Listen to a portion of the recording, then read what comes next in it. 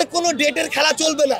সর্বশেষ সময় আগামী বৃহস্পতিবার বিকাল 5টা।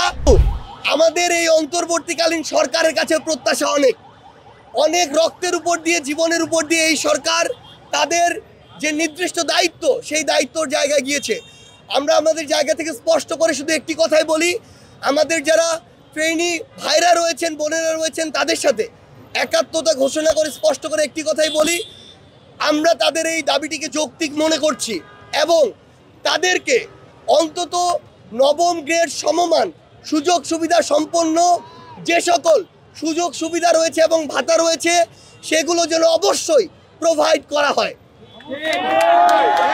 আমাদেরকে স্বাস্থ্য মন্ত্রণালয়ের পক্ষ থেকে এবং স্বাস্থ্য মন্ত্রণালয়, অর্থ মন্ত্রণালয়ের সাথে কথা বলে আমাদেরকে কমিটমেন্ট দিয়েছে। এখানে কোনো আশা না, আশার খেলা আর চলবে না। আমাদেরকে কমিটমেন্ট দিয়েছে আগামী বৃহস্পতিবার বিকাল 5টার মধ্যে এই যে নবম গ্রেড সমমান সুযোগ সুবিধা সম্পন্ন পোস্ট গ্র্যাজুয়েট ট্রেনি ডক্টরদের যে তাদের যে ভাতা এবং অন্যান্য সুবিধা, সেই সুযোগ সুবিধা সম্পন্ন যে ঘোষণাটি হবে, এই ঘোষণা বৃহস্পতিবার বিকাল 5টার মধ্যে আসতে হবে। যদি না আসে তাহলে অবশ্যই লিখিতভাবেই আসতে হবে এবং আগামী মাস থেকে সেটি কার্যকর হতে হবে।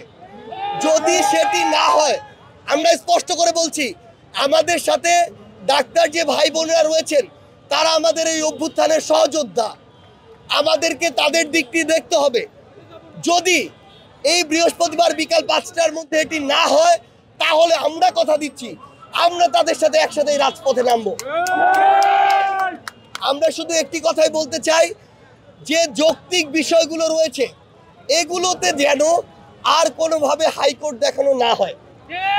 আমরা অন্তর্বর্তীকালীন সরকারকে অনুরোধ করব, আমাদের পোস্ট গ্র্যাজুয়েট ট্রেনি ডক্টর যারা ভাই বোনেরা রয়েছেন তাদের সাথে আসলে এই 25,000 টাকার নামে এই বয়সে দেশের এই পরিস্থিতিতে যেই বিষয়টি হচ্ছে, এটা এক প্রকার অন্যায় এবং এই অন্যায় এবং এই নির্যাতনের আসলে শেষ হওয়া প্রয়োজন। একজন ডক্টর যেন সুস্থ মস্তিষ্কে ন্যূনতম একটা স্ট্যান্ডার্ড লাইফ লিড করে তার পরিবারকে নিয়ে চলে ওই ট্রেনিংটি নিতে পারে এবং বাংলাদেশ থেকে এই যে আসলে আমরা ভালো ডক্টর তৈরি হওয়ার পরিবেশ দিচ্ছি না, আর আমরা কিছু হলে দেশের বাইরে দৌড়াচ্ছি। যেই টাকা এই বাংলাদেশ সরকার বা বাংলাদেশের মানুষ ওই ভারতে গিয়ে খরচ করে আসে, তার 5 ভাগের 1 ভাগ টাকা আমাদের ডক্টরদেরকে যদি খরচ করা যায় তাদের পিছনে, তাহলে এই পরিস্থিতি হতো না। আমরা তাদের পক্ষ থেকে গলা মিলিয়ে শুধু একটি কথা আপনাদেরকে বলতে চাই, আমরা বৃহস্পতিবার বিকাল 5টার মধ্যে এটার সুষ্ঠু যে একদম লিখিত ঘোষণা সেটির প্রত্যাশায় আছি এবং আমাদের ডক্টর ভাইরা আমাদের কথা দিয়েছেন ততক্ষণ পর্যন্ত তাদের মাঠের যে কর্মসূচি রাজপথের, সেটি থেকে সরকারের প্রতি শ্রদ্ধা দেখিয়ে তারা আপাতত সরে যাবেন এবং তাদের যে কর্মবিরতি, এটার বিষয়ে মানবিক দিক বিবেচনায় তারা নিজেরা সিদ্ধান্ত গ্রহণ করে সেটা তারা জানাবেন।